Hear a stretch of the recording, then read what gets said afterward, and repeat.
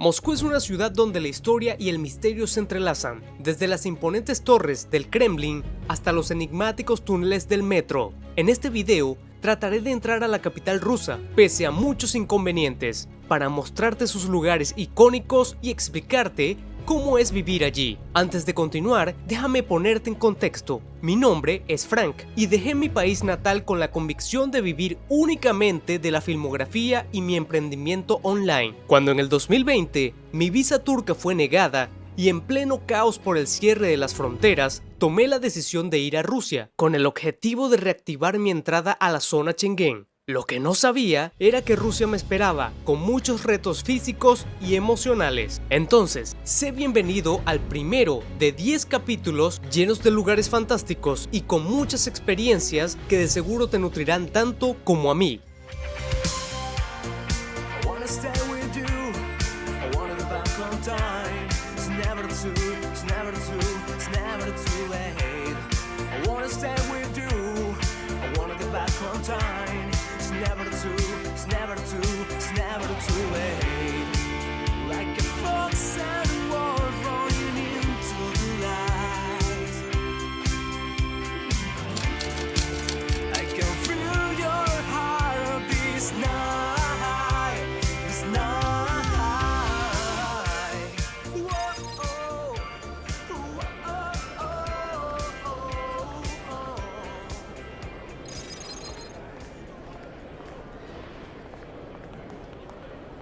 Ahorita me encuentro en Estambul, Turquía, a pocos minutos de viajar hacia Rusia.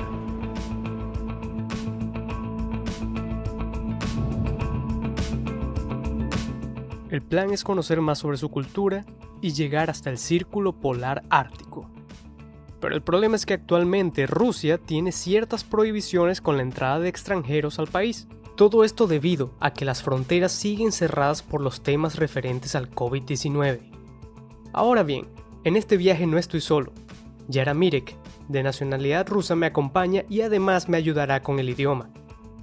Sin embargo, si algo sale mal cuando lleguemos, tendré que tomar rumbo hacia otro país.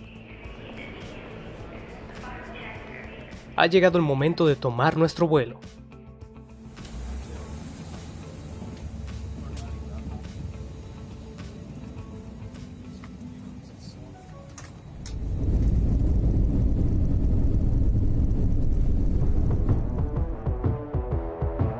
Ya que el avión ha despegado, déjame explicarte por qué Rusia es tan grande.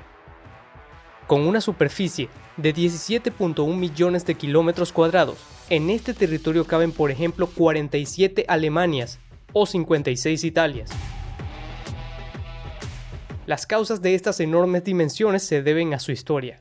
Inicialmente Rusia se formó como suelen hacerlo los países europeos. Hasta los siglos XV y XVI, sus numerosos principados luchaban entre ellos, y más tarde, Moscú se hizo con el poder, logrando vencer a todos sus oponentes y unificando el territorio, en el que hoy en día viven los rusos.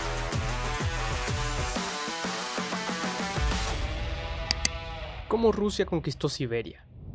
Durante la época de Iván IV el Terrible, primer zar ruso, entre los años 1533 y 1584, los rusos avanzaron conquistando las tierras más allá de los montes Urales, Siberia y el Extremo Oriente.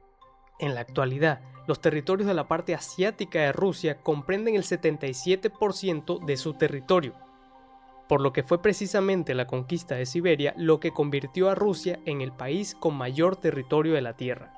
Sin contar que parte de Alaska también era de Rusia, pero se la vendieron a Estados Unidos en un muy mal momento económico. ¿Cómo Rusia creció como imperio? Esta nación crecía despacio hacia el oeste y hacia el sur, ya que por estos territorios tuvo que luchar contra Polonia, Turquía y otras potencias influyentes. Pero aún así, lento, el imperio ruso alcanzó unas dimensiones gigantescas, pues alcanzó 21.8 millones de kilómetros cuadrados. Rusia era tan grande que gobernarla era difícil. En ocasiones era complicado comprender lo que sucedía en las fronteras, especialmente por esas épocas en donde no había comunicaciones. Mientras tanto, el vuelo llevaba un trayecto muy agradable, con un cielo azul muy despejado, cielo que cambiará a gris cuando estemos sobrevolando el clima frío de Rusia.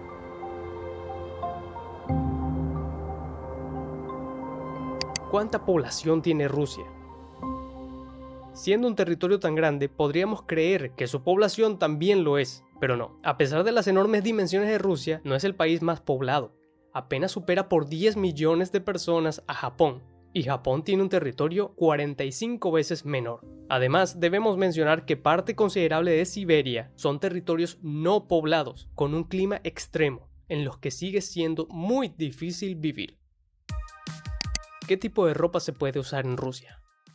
Ya que entramos al tema de que vamos a un territorio con climas bajo cero, debo mencionar la ropa, pues en Moscú, donde llegaremos primero, por estas fechas es suficiente con una chaqueta y guantes, pero muy probablemente deba comprar ropa más adecuada para ir a otros sitios alejados. Bien, los 50 minutos de vuelo transcurrieron rápido, y Yara me está ayudando a llenar la forma, donde se explica que soy extranjero y otros detalles usuales.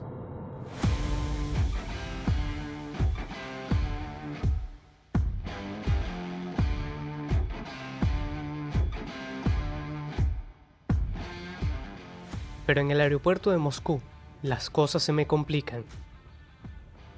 Hay restricciones con la entrada de extranjeros.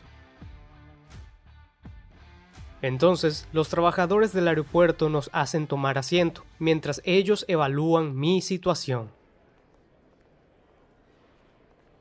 Y como les había dicho anteriormente, si la gente de inmigración aquí en Rusia dice que no puedo entrar, bueno, yo me tengo que ir a otro lado, tengo que agarrar las maletas, pagar e irme a Bulgaria, creo que sería una de las mejores opciones.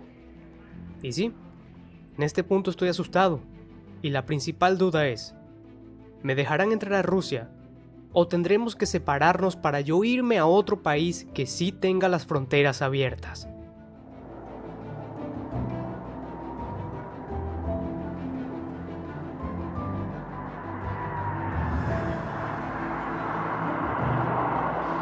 Bueno, les cuento lo que ha pasado.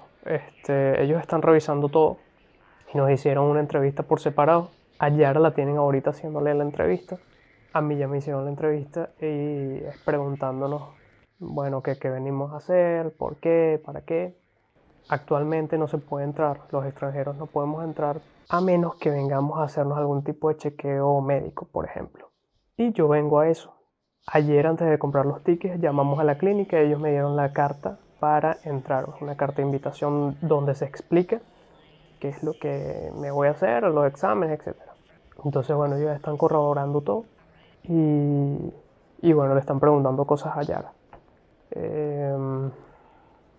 Creo que todo va a estar bien, pero igual me pongo muy tenso. Hay mucho silencio aquí. Aquí en Rusia la gente es muy callada, muy respetuosa.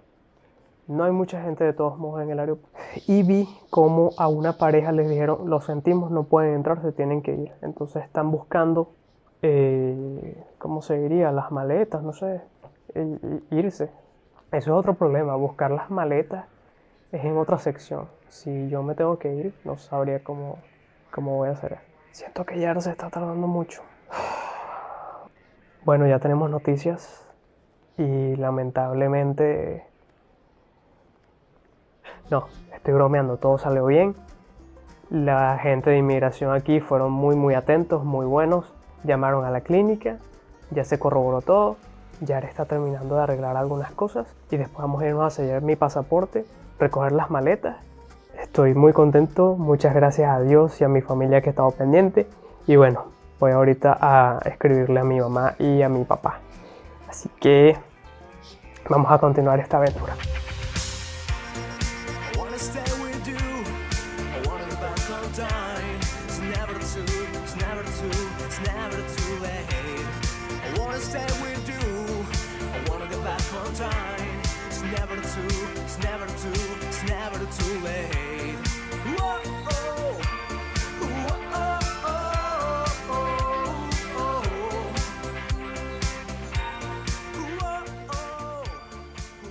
Y después del estrés vivido en el aeropuerto, lo mejor es tomar un baño caliente y salir a recorrer las bellas calles de Moscú.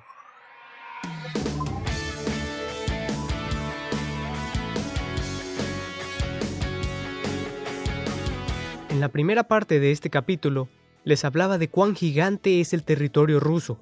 Y créanme, caminar sus calles te hace sentir miniatura. Edificios enormes, carreteras con varios canales y aceras con mucho espacio para moverse. Sí, aquí vamos cruzando el histórico mercado moscovita, pues quiero llevarlos hasta la reconocida Plaza Roja. Estamos dando vueltas por la ciudad toda la noche, mirando cómo gira la espiral, ahora y tú. Finalmente hemos llegado a la mítica y hermosa Krasnaya Ploshchad. Es común pensar que este nombre viene del color rojo en sus edificios, pero no. Resulta que la palabra Krasnaya en la antigua lengua rusa era muy usado para definir algo rojo o algo bonito, a lo que en sí se le conocía como Plaza Bonita. A lo largo de los años, la Plaza Roja de Moscú ha sido testigo de numerosos eventos históricos que marcarían el destino de este país, símbolo de poder imperial y de la antigua Unión Soviética. Aquí puedes ver el imponente edificio rojo que ocupa el Museo Histórico Nacional. Uno de los laterales de la plaza está enmarcado por la muralla del Kremlin, en el que se encuentra la antigua residencia del zar. Y al fondo, una de las más destacadas estructuras aparece, la Catedral de San Basilio. Este hermoso templo, de peculiar aspecto y colores, es el tesoro más preciado del país, convirtiéndola en su imagen más representativa. La construcción de la Catedral de San Basilio de Moscú fue ordenada por el zar Iván el Terrible y se llevó a cabo entre los años 1555 y 1561. Todo esto para celebrar la conquista del Kanato de Kazán. Existe una leyenda que explica que el zar dejó ciego al arquitecto que construyó esta catedral para que no realizara más nunca una iglesia que superara a esta. Sin embargo, esta leyenda ha sido desmentida por otros historiadores con el tiempo. De tanto caminar entre puestos de comida típica, Yara se encuentra con algo parecido a una cafetera o tetera gigante de metal. Así que veamos qué es. Y este objeto se llama el samovar ruso. Nosotros hacemos té así. Ponemos leña adentro, prendemos fuego y el té se prepara adentro. Se hierve de esa forma.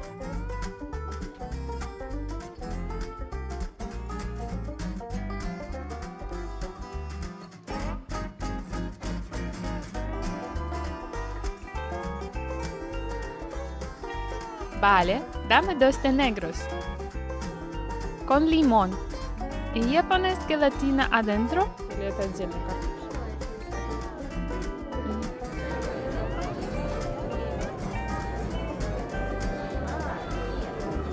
Thank you. Definitivamente en la plaza se vive un ambiente alegre, familiar, lleno de cultura y por supuesto de comida exquisita.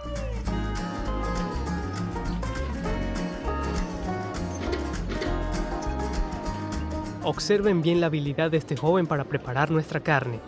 Pone la bandeja a la distancia correcta del fuego, coloca más carbón y deja que el humo haga cocinar lentamente nuestro bistec.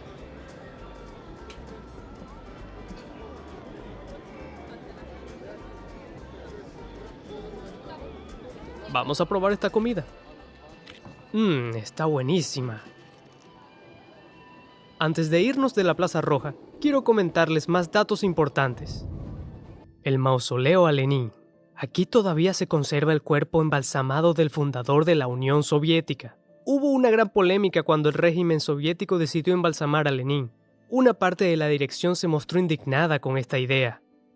Pero aún así, lo hicieron. El kilómetro cero. Una de las principales curiosidades de la Plaza Roja es que al igual que la Puerta del Sol de Madrid, es considerada como el kilómetro cero, es decir, desde este punto salen todas las carreteras de Rusia. Increíble, ¿cierto? Escenario de desfiles históricos. La Plaza Roja ha sido escenario de numerosos desfiles militares. Uno de los más importantes aconteció el 7 de noviembre de 1941, cuando el ejército ruso partió hacia la batalla contra los alemanes. Catedral de Nuestra Señora de Kazán. Otra de las curiosidades de la Plaza Roja está relacionada con la Catedral de Nuestra Señora de Kazán, situada en la parte izquierda de la plaza. Encima de su puerta se encuentra un ícono, que es una de las imágenes más veneradas de Rusia.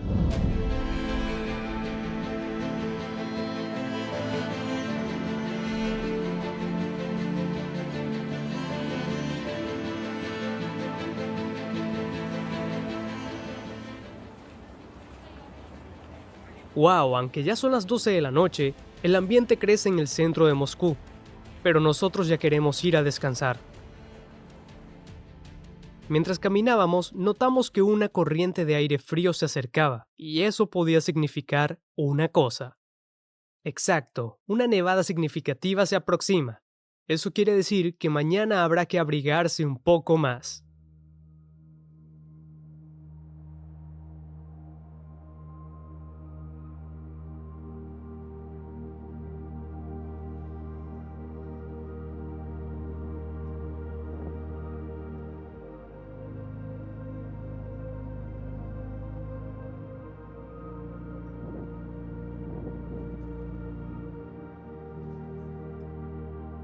Al día siguiente, la temperatura rondaba los -3 grados, pero aún así, decidimos visitar la Catedral de Cristo Salvador. Este es el templo ortodoxo más alto del mundo y sede del Patriarcado Ortodoxo de Moscú y de toda Rusia. Es el lugar ideal para asistir a una misa ortodoxa o para subir a la cúpula y admirar una bella panorámica de la ciudad. La ubicación del templo en Moscú es realmente céntrica, cerca del Kremlin y al lado del río Móscova, creando un ambiente inigualable. Su estilo es llamado neorruso y su arquitectura bizantina. Se inspiró en la iglesia Santa Sofía de Constantinopla, en Estambul, Turquía. Un dato importante: después de la Revolución Rusa de 1917, que incluyó la persecución religiosa, el cierre y la desaparición de templos, así como de la llegada de Stalin al poder, este mandó a que la Catedral de Cristo Salvador fuera destruida con explosivos. Hola amigos, estamos en Moscú, en uno de los templos más hermosos que he visto en mi vida. Lamentablemente no se puede grabar adentro, pero es bellísimo. Los que quieran un envío desde Moscú, avísenme para estar activos más tarde. Luego de ver esta impresionante catedral, dimos un recorrido a las orillas del río de Moscú, todo esto para aprovechar las horas de luz solar, pues en época de invierno la noche cae muy rápido.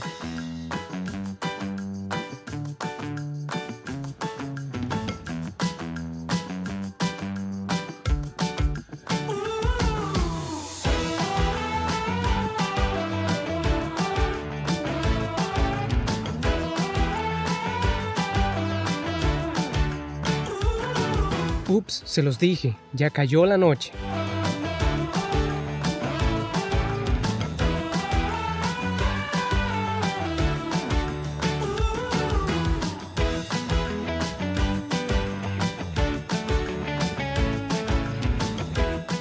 Más tarde, nuevos vientos azotan la capital y empezamos a correr para refugiarnos.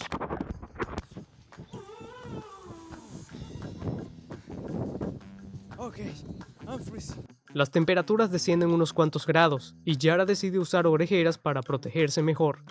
Sin mucho descanso, cruzamos un puente hermoso sobre la autopista hasta que entramos a un restaurante en busca de calor.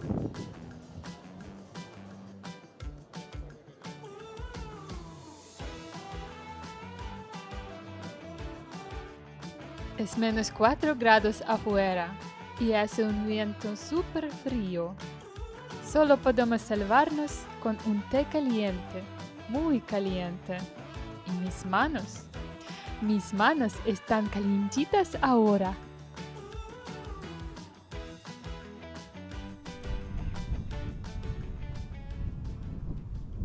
Unos días después, el invierno se vuelve cada vez más recio en el territorio ruso, pero nuestra nueva misión nos espera: movernos al noreste de Rusia, hacia el Polo Norte. ¿Qué sorpresas nos esperan allá? continuará.